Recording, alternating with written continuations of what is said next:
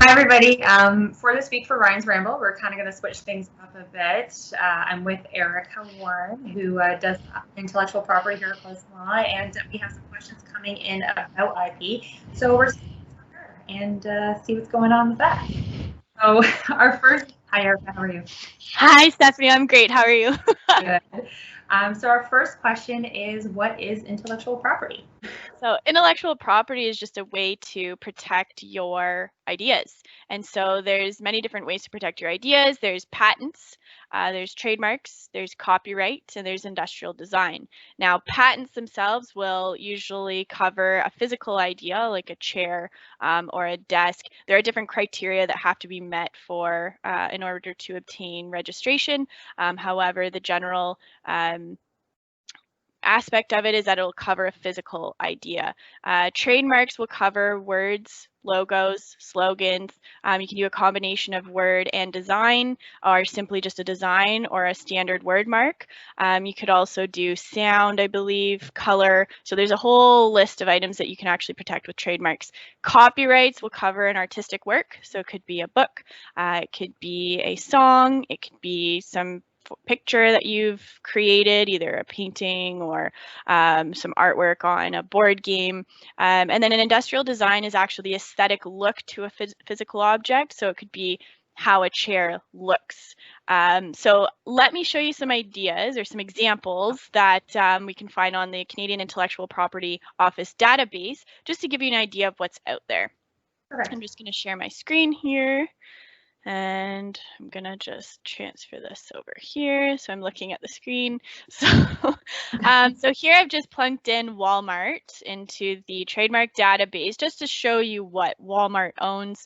And so they've got a whole long list of either registered or abandoned trademarks here.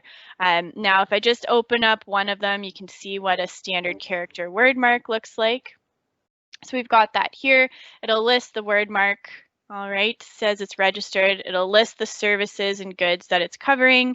It'll give you other details as to the application here and the registration itself. Then we can have, let's say we look at one of Walmart's actual design marks. So we've got here the design, it lists the type, trademark. This one's also registered. Now you can have a combination of just a design and words like this one, or you could just have the design itself.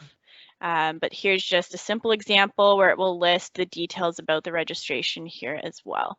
Now, if we take a look at patents, I just did a general search of a combine and this one came up.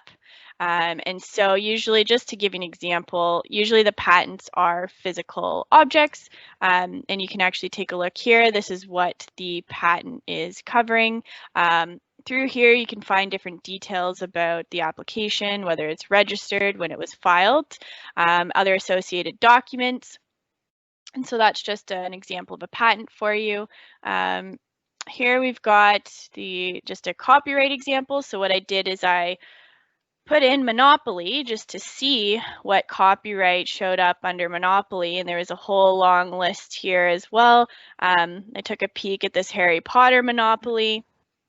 And basically, it'll give you the status, the type, whether it's registered or not, it's an artistic work, and who owns it. Cool. All right, last one is just an industrial design. So I punched in chair, oops, we'll just say continue. So I just punched in chair just to give you an idea of how an industrial design application can cover an idea. And usually it's the aesthetic appearance of your idea, such as a chair. So see how each of these chairs, they're all chairs, but they all have a different look to them, a different appearance, different aesthetic. And so this is what pops up when I just search in general a chair. You'll have everybody's individual aesthetic design for each type of chair. All right. Awesome. Thanks for showing us that.